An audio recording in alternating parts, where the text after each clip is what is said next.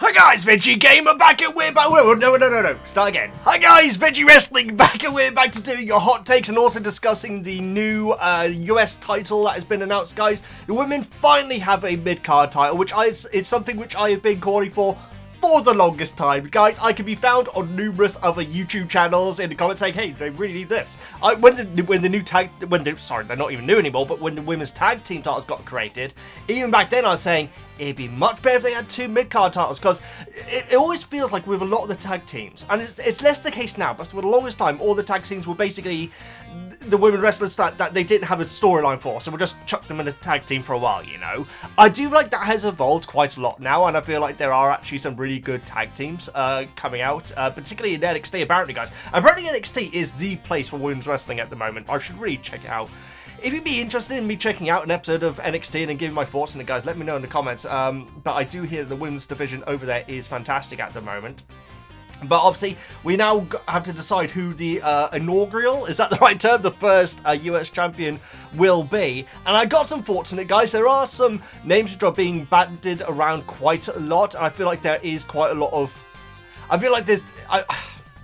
Okay, let's get into it. So I'll show you the roster that I got. Shout out to SmackDown Hotel again, who seem to have a very good website for this sort of information. This is all the women on the... this is NXT Raw and SmackDown, so it's most probably going to be a Raw SmackDown person who's already on there that's going to be winning it.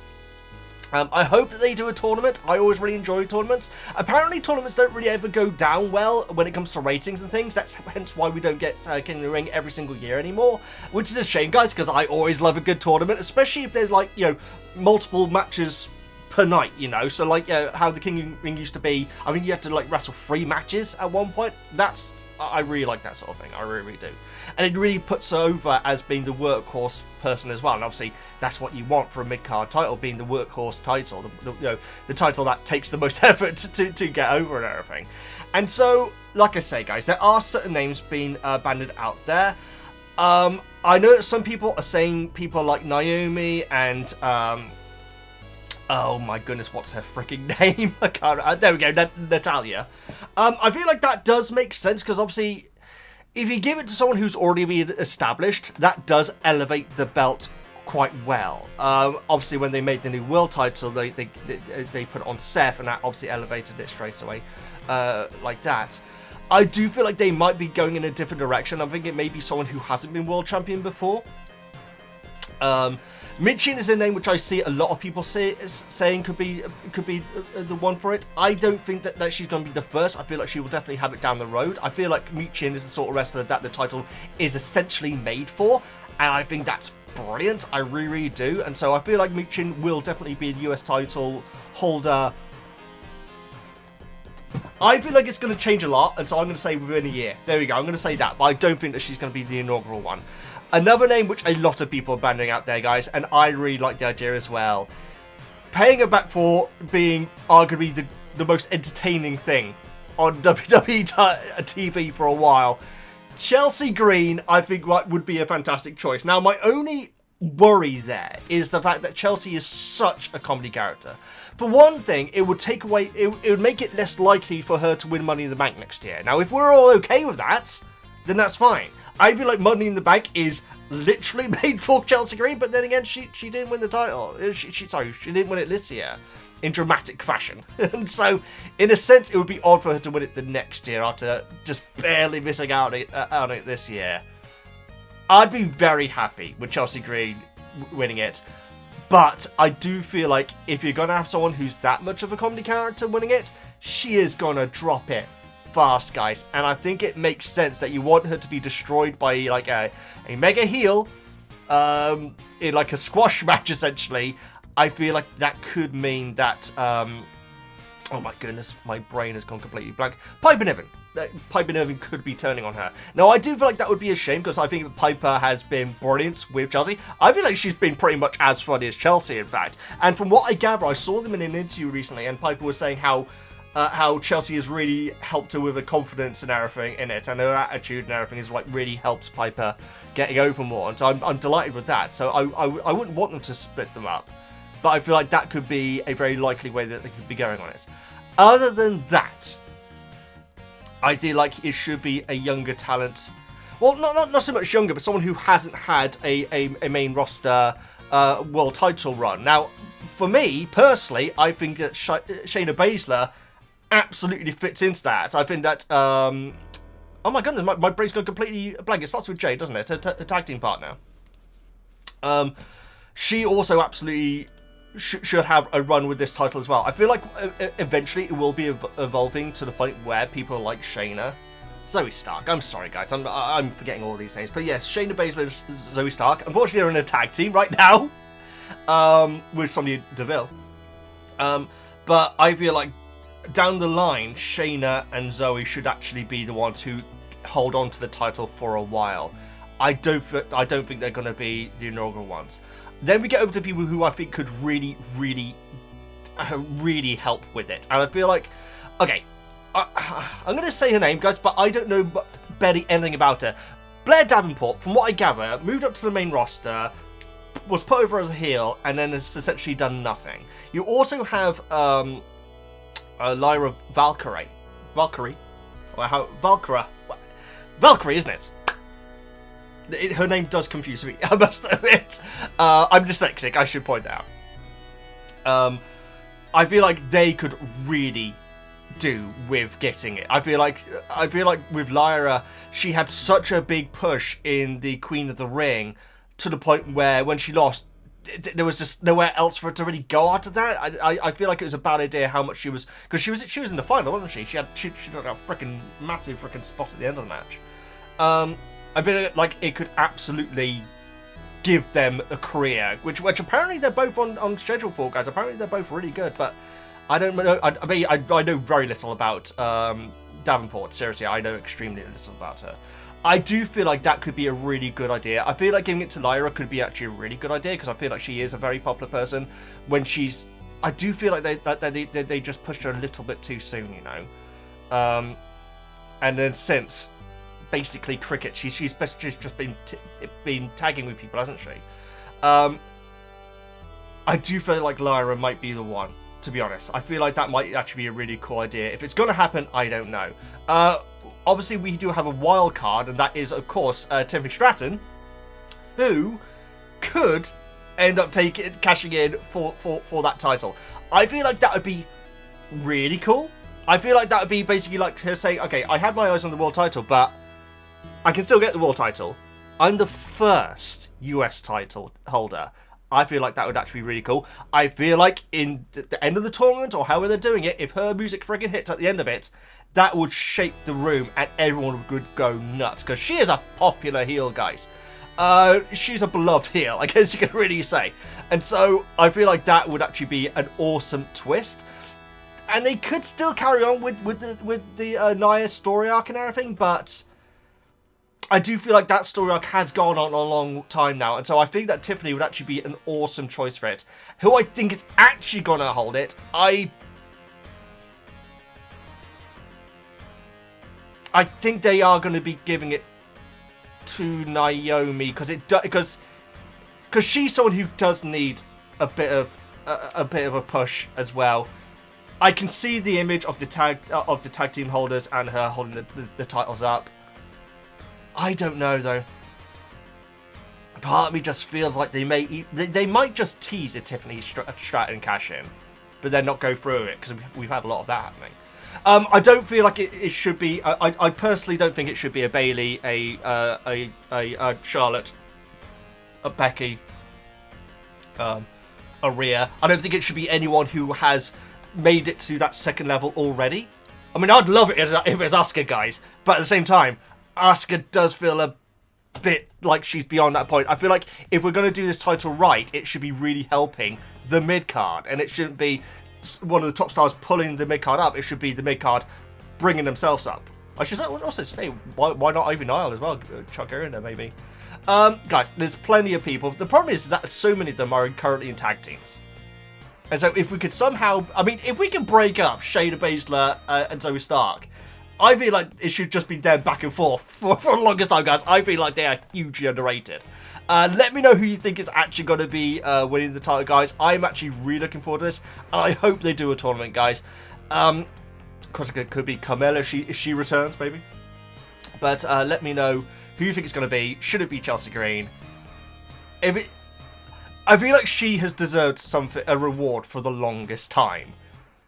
And being the first US champion is pretty awesome. I just feel like it is going to be a short reign. I really do. Which is nothing wrong with that. There's nothing wrong with that. Let's throw Dakota Kai in there as well, because she's with Damage Control still, isn't she? Right, guys, that's my thought on the US title. Let me know who you think's going to be winning it. But now let's move over to the rest of your hot takes. Thank you so much for leaving them, guys. I feel like what we'll do in the future with hot takes is that I'll make sure that they're shorter and like people are only like maybe giving 1 or 2 per video, because we'll do more in the future, guys. You don't have to get them all in straight away, but we have a few hot takes to get through. Let's get over to them now.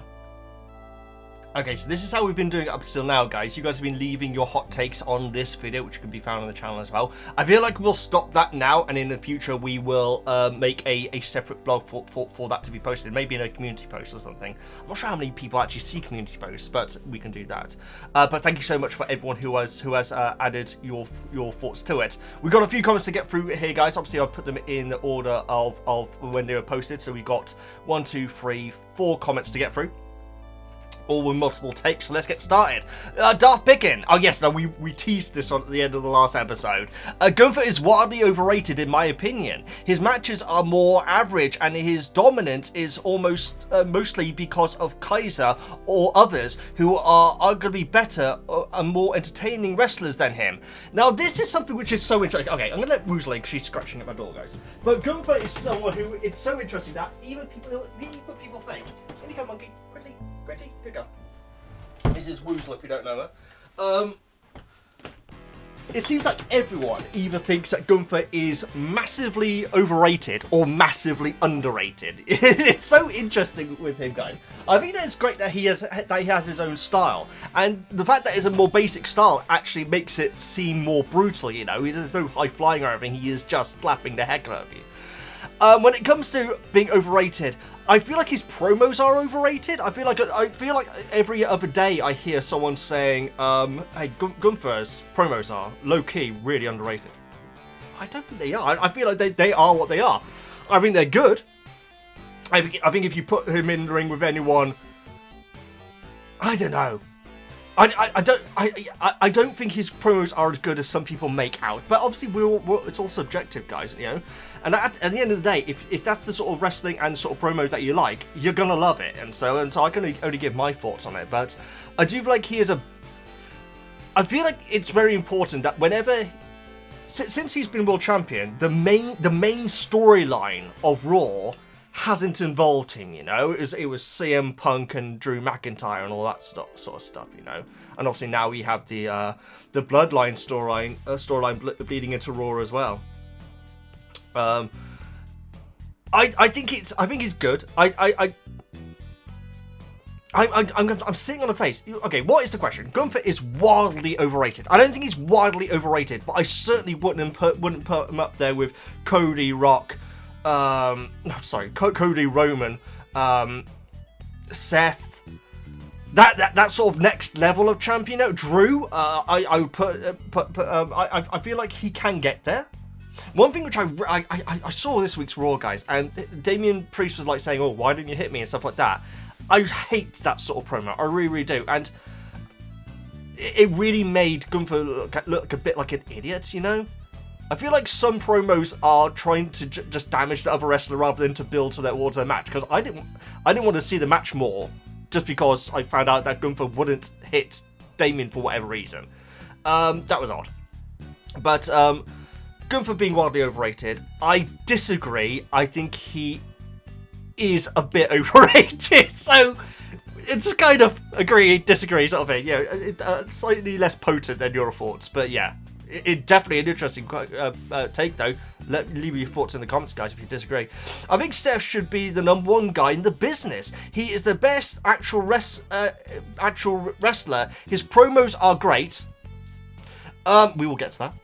And he has amazing matches with everyone. Sure, Darth Pickin, I don't disagree with any of that. I will add, though, his gimmick at the moment is death. It's like he doesn't care. Like he's brushing everything off too much. And then the next week, sure, he might come in like just like swing and everything like that. But there's no subtlety. It's either him coming in screaming and throwing chairs and everything, or him literally just laughing and brushing off everything that the other guy says, you know. And so I feel like the crowd chant isn't helping him either. I would like to know if anyone, I mean, Darby, Seth might be your favorite wrestler. Do you think that Seth's current gimmick is his best gimmick? Now, I don't think, correct me if I'm wrong, I don't think anyone would say that it is. And that's easy to fix, guys. Just stop laughing all the time, you know? I mean, Liv does it as well, guys. There was a bit of like, around a month ago, I think it was, where Rhea came out and took out, I think it was Dom and Liv. And then Rodriguez, like, grabbed them and pulled them away. But after Rhea had just taken out Liv, immediately as Raquel picked her up and started carrying it back, Liv instantly started laughing. It's so strange. Wrestlers laughing, guys, all the time. I don't get it. Either way, maybe it's a nerve thing. Maybe it is a nerve thing. Either way, I don't think he should be the number one guy. I do think that Roman is better, and I have thought that for a long time. I really have, guys. Before it was fashionable to be. I feel like I completely get your point about the actual wrestler. I actually completely agree with you. Seth is a better actual wrestler than Roman. I feel like Roman is such a good storyteller in the ring, and you know, hence why he doesn't have to do a lot of the flippy stuff. I'm not against flippy stuff, but I do feel like I definitely prefer Roman. I really do as a wrestler in the ring storyteller. But as a wrestler, I do agree with you. Seth is technically a better wrestler. I gotta agree. I don't think he should be the number one guy in the company. I really don't. Not with this current gimmick. Cody has been one of the worst champs in recent years. He's got no aura about him, and nothing has even been about the belt. It's about the bloodline or a KO or something else. Partly because of booking, but also because he just says the same stuff every week. Now that is interesting. Now I see this word being used a lot recently, guys. It's like the most popular word in wrestling at the moment. Aura. Now I guess everyone takes what different things from different wrestlers when it comes to what aura is.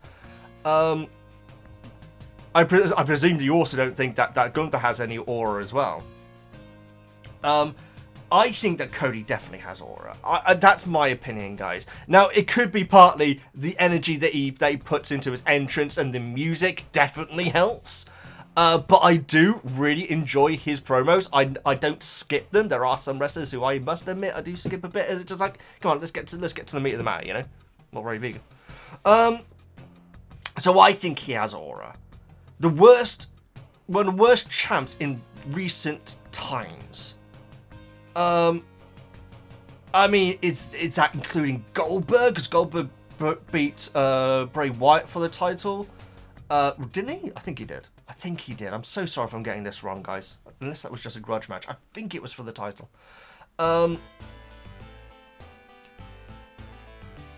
I just disagree. I disagree. Whatever Cody is doing and whatever Roman is doing is what I like in my wrestling. But if it's different, guys, obviously you're gonna feel differently. I personally think he has aura, but I do feel like aura is a subjective thing, and so it's very interesting. I completely agree with you. I mean, it almost feels if it turns out that Cody is the one who teams with the OG bloodline, then it is going to be really, because he basically said at the end of it feels like a couple of bloodline matches ago, he basically said, no, I'm done with this now, I'm doing my own thing, but he kept on getting dragged back into it, you know. You're right, Monkey, you're the one who wanted in here. So I completely agree with that. The KO thing, I'm okay with that. I mean, the thing is, it's never just going to be two people going for the title. There has to be drama in WWE, you know, like, you know, friendships and all that sort of stuff. It all feels like it's building up to a Randy Orton match, and I do feel like that is taking too long. I feel like the Randy Orton match should have been a Survivor Series match or a SummerSlam match, quite frankly. I do feel like it's been taking so long. His story arc since WrestleMania has not been great, apart from when it's involved with the Bloodline, and that is a problem, you know? And so I agree with you on that, but I do feel like he has aura, and I don't think he's one of the worst champions in recent times.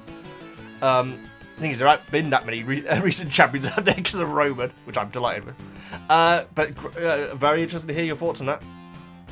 The women's brand is being wildly disrespected. Bayley won the Royal Rumble and didn't main event even nights of WrestleMania. Most of Rhea, Becky, Liv stuff is focused more on Dom than on the belt or each other. Making the primary women's belt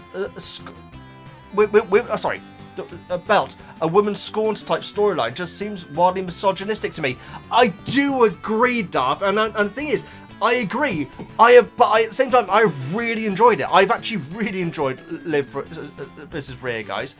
And you're right, it's about Dom. Dom is the main focus of it, and that's not great. Like, I remember when I first got back into wrestling, all of the women's matches were all about Ric Flair. It's like, we're meant to be like putting over these new talent, and yeah, everyone's talking about Ric Flair and everything. And so I hated that, but I'm enjoying this though. So I don't know. I thoroughly enjoyed Rhea's reign, and I thoroughly enjoyed Liv's reign. But the storyline has been about Dom, and that is a problem. So despite the fact I've really enjoyed them, I do agree with you, and that makes me feel bad because it means I'm being misogynistic. Bayley not main eventing WrestleMania.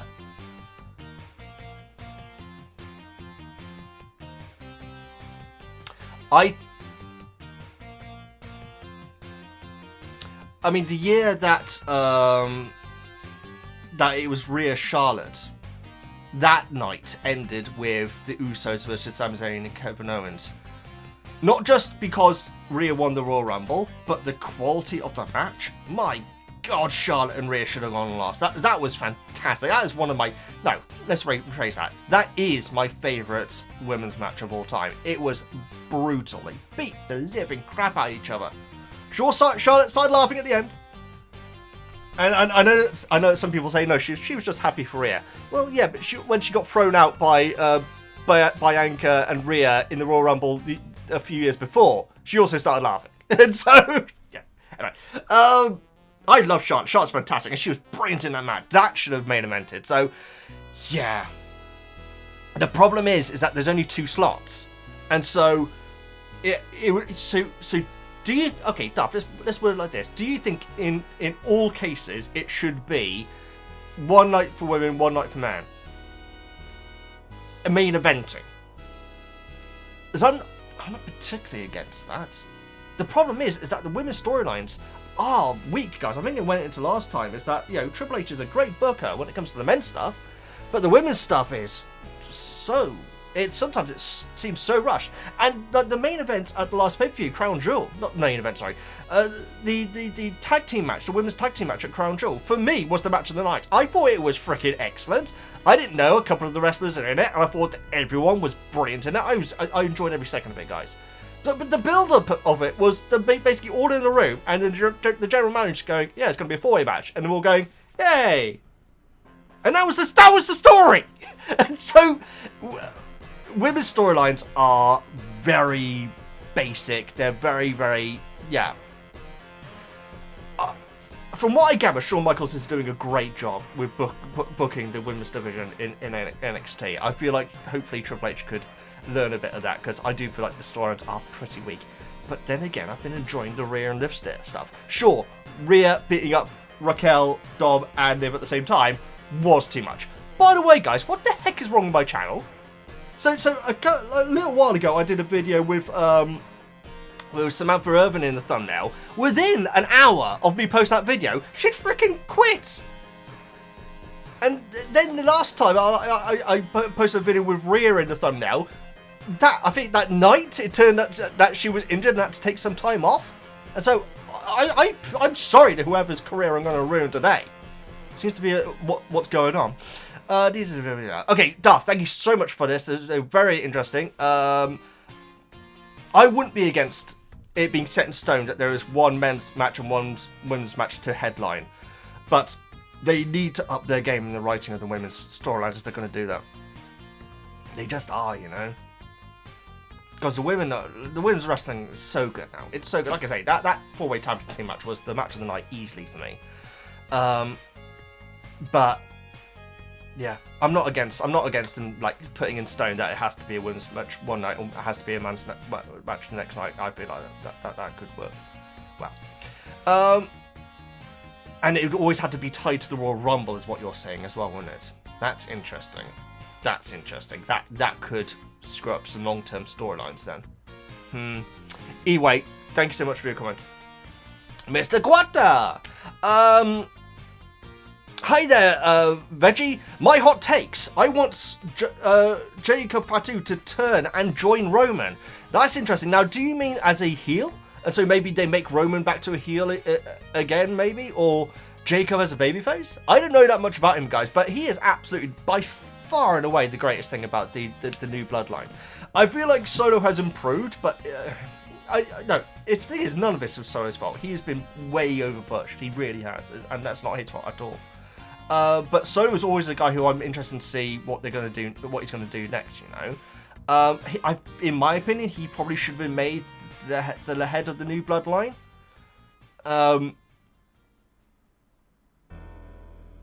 But yeah, I'm guessing that you mean with Roman turning. No, because to turn and join Roman. So you mean as a babyface? Because obviously, at some point, The Rock's going to come out, guys. And hopefully he does more than just come out and then walk off again like he did last time. But it would be interesting. Yeah, I'm not exactly sure how it works. I'm not really sure if I agree or not on that one. The White Six should have gone after Judgment Day next. Betraying family is why they attack. Oh, I see. I gotta give my honest opinion, guys, in these videos. I'm not that interested in the White Six stuff. It doesn't help that whenever they come out, we had to wait around 3 minutes for anything to actually happen.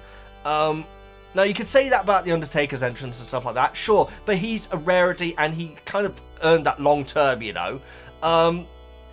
With the Wyatt Six, I do worry that it's just going to be this whole thing of... Okay, from what I gather, because I didn't see Raw this week, guys, but apparently they got beaten down by Karrion Kross's group. Final Testament, there we go. And, you know, they're left... like laid out with Final Testament standing over and everything, and then apparently the lights went out, and then we heard Uncle Howdy's laugh. Now, I gotta be honest, guys, I hate that. I really do. I hated it about Bray. God rest his soul, guys. I'm so sad that he's gone. But I hated it in Bray Wyatt's storylines where even at the end of like the payoff of a story arc, you know, and you know if say Bray Wyatt is losing the story arc, which obviously happened very rarely. But if he loses at the end of the story arc, and like the winner's standing there, triumphant onto his next thing and everything, and then lights go off, and you hear Bray laugh, and it just sucks away any energy that wrestler had from that storyline. And with the Fiend, it ended up being the case that everyone who would feud with the Fiend would be damaged by that feud. You remember how bad Seth came out of that? That isn't that, and I just feel terrible at saying that, guys, because obviously what happened with Bray, and I freaking miss him, and I think it's such a shame. But that was one thing that would frustrate me about his booking, is the fact that no one could ever get any heat on him, because at the end of the segment the lights will go off, and then we'll hear him laugh. And so the fact that apparently that happened this week with Uncle Howdy, I think it's great. I think it's such a great tribute to Bray Wyatt having this tag team, but they gotta book it more interestingly. Going after the Judgment Day, I'm not against. I think that'd be really cool. I think that Judgment Day are still kind of tied, obviously with Liv being the champion and everything, to Rhea and well, no, I guess Damien's moved on, but it's still this Rhea storyline that's the main connection with it. I feel like the Judgment Day versus the White Six could be good, but it would require the White Six to be able to take more of to put over people more, you know. And quite frankly, it's early days for the White Six to be doing that, which is why I fully expect that they're going to win this Karrion Kross rivalry. I truly think that the White Six will definitely be winning at the end. Let's face it, they'll be laughing at the end regardless. That was a funny joke. Sorry, ignore me. So yeah, that's my issues with White Six. And I know that I'm in the minority there. I know that people really love the White Six, but it does frustrate me that even after a beatdown, they still have the, oh, but we're still winning. Oh god, yeah, the laughing thing annoys me. I'm just complaining about laughing this entire video, aren't I? I'm so sorry, guys, if I feel like I'm being disrespectful there. I honestly really do not wish to be. I really don't. I'm so sorry if I come off as if I am. But that's my honest opinion with the White Six. I find it frustrating. I really do. And it sucks, guys, because obviously there's such talent in there. I feel like if they just watered it down a little bit more, because I've seen a lot of people say that they're not supernatural, they're just crazy people.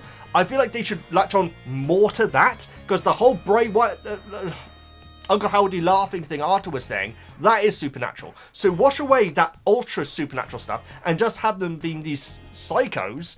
I'm all up for it, and I feel like it will help them all a lot more. I really do. That's my take on the White Six. I'm sorry if you disagree, and tell me in the comments if you disagree, guys. Please don't feel like you can't tell me that I'm wrong about anything. I need to be told I'm wrong a lot of the time. I think what we'll do, guys, because this video is getting very chunky, we will get to Speeder Brandon and CD Mello's comments next time, and so we will round off with Quata's final comment here. I feel like that should be a fair length for the video. R-Truth is underrated as a wrestler, in my opinion. Well, when he first came into it, because I was watching it back then, I thought he is going to be the next Rock. Because he was so cool, he was so different. He wasn't the comedy character back then. He was, R-Truth, K-Quick, there we go. He was K-Quick. I thought he was fantastic, and obviously he went off and did big things in TNA as well, I think. And then he came back as this glorious comedy character. And very often with comedy characters, I get sick of them, guys. Ain't nobody getting sick of R-Truth. He's freaking a national treasure, isn't he? Underrated as a wrestler, I completely agree. Like I say, when he came into it, he was almost like capoeira.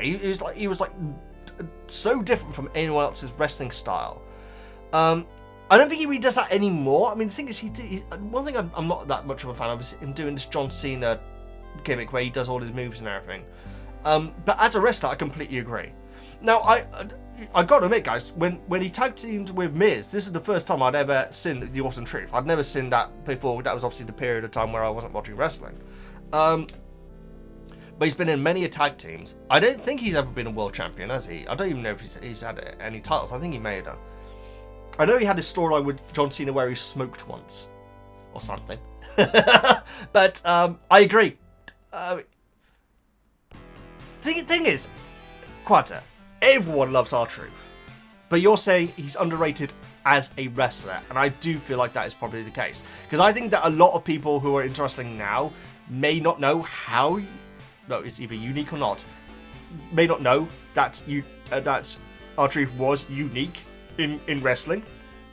It was so cool. It was so cool. So yeah, I agree that he is underrated as a wrestler, and maybe down the line, maybe. I don't think he's going to be world champion at this point. I don't, but obviously Hall of Famer, obviously, and maybe they will put a strap on him before retiring. I hope so, guys, because he's another one who really deserves it. Guys, thank you so much for watching. I will get to the other two comments in the next video. Like I said, I want to keep these videos fairly short.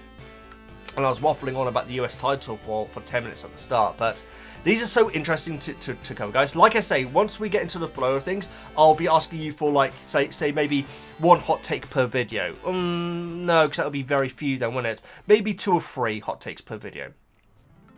But this has been a lot of fun. I really enjoyed doing these, guys. I hope you enjoyed watching them. And yeah, give me your thoughts on the hot takes that we covered today, guys. I'll be very interested to read your opinions. Please subscribe, all the good stuff. I'm Gamer, and I'll see you next time. That's weird, it's me doing the same pose.